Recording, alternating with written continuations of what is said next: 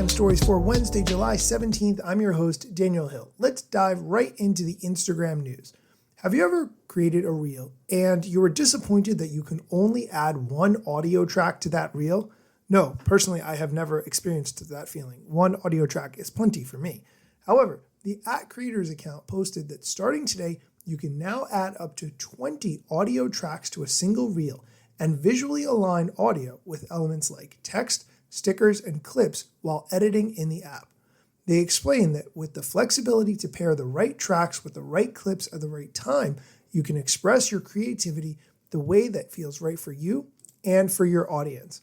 They explain what it looks like at the bottom of when you're creating a reel. When you're editing the part of a sound you want to include, you can say add to mix. When you add multiple tracks, you'll also be creating your own unique audio mix that will be attributed to you. So as you unlock new ways to express yourself with audio, your fans can save and reuse your audio mixes. I am not 100% sure why someone would want to do this instead of using an audio editing app and then bring that audio in, but if licensing is an issue, then it does make sense that you could do this all within the Instagram app. I will link to this @creators post so you can check it out for yourself. And if you want to use this feature, make sure you're updated to the latest version of the Instagram app. And in other Instagram news, reverse engineering hacker Alessandro Paluzzi has uncovered that the Instagram team is working on something called a super like.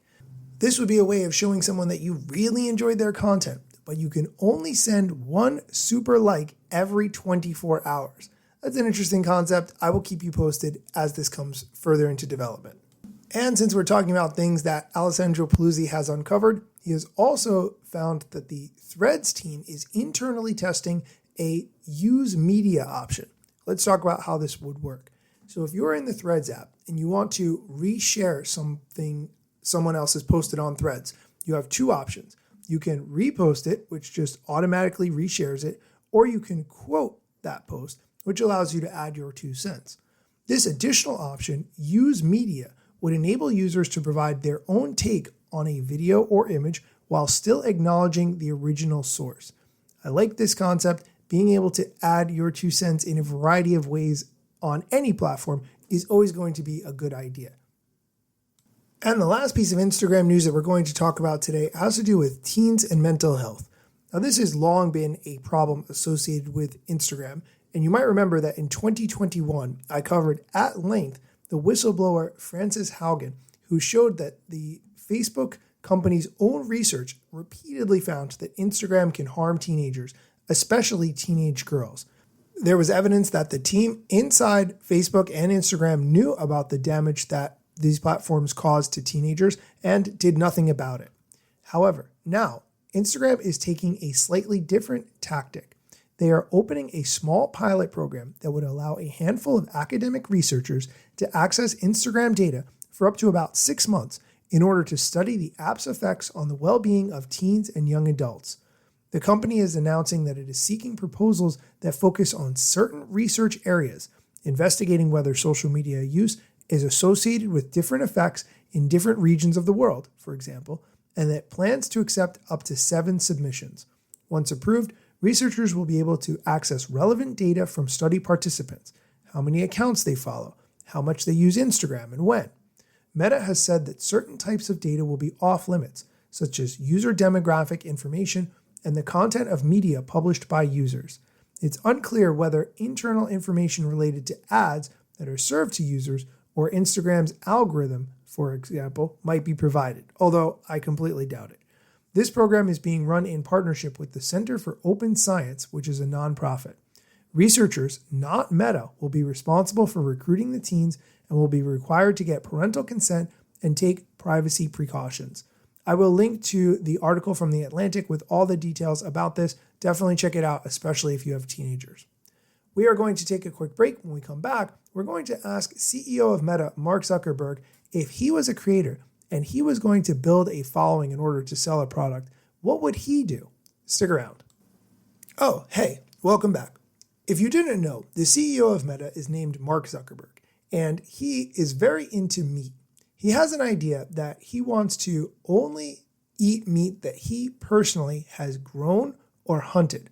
That's just his personal preference when it comes to meat. And I guess if you have that much money, you can make whatever decisions you want about meat.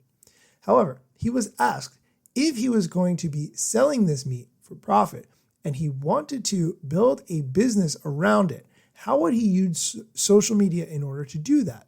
Here's the clip of him talking about it. And I don't think I've ever heard you answer this. I consider you a very prolific creator, right? You're designing your own clothes, you're making music. I've heard about Mark's Meats. Like I've heard about all the hobbies.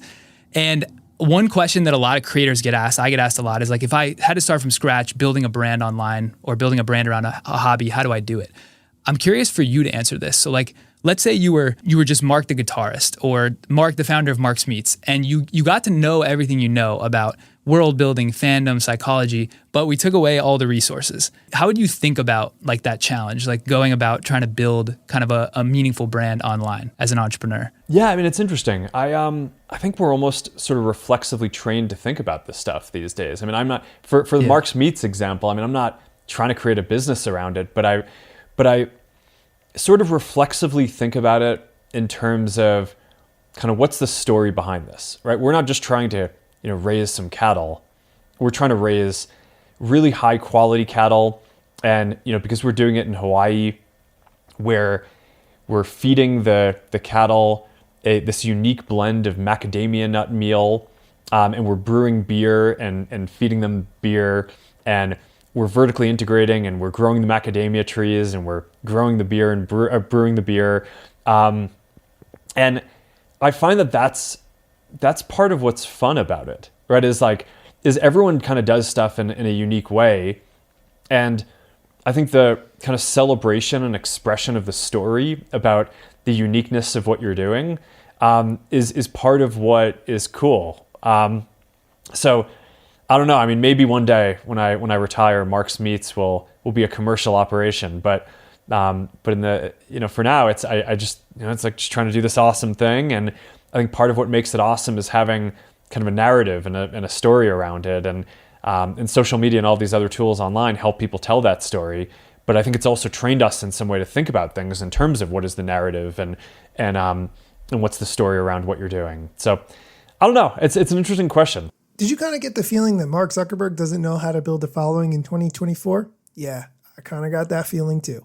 That is going to do it for today's episode. As always, thank you for listening. If you have a moment, please leave a review of the show. You can find the link to do that in the show notes.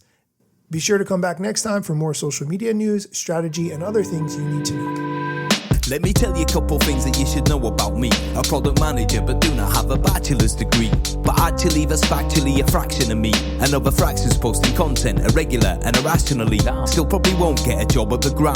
They forgot, they don't know, or don't care who I am. That's why you never see me at the parties and events. My lack of followers must make me irrelevant. Don't have a course, a book to sell to make a bag of grand. Not a social media marketer, don't represent any brands. Plain to see, don't have an agency, but I got a lot of spam. Just putting in my work without the glitz and glam. Won't catch me eating fish unless it's shrimp or clam. No six pack, no risk that, there's a gym card in my hand. Don't have a full-time job, but I got a lot of plans. Stay plotting, dropping knowledge on TikTok and Instagram.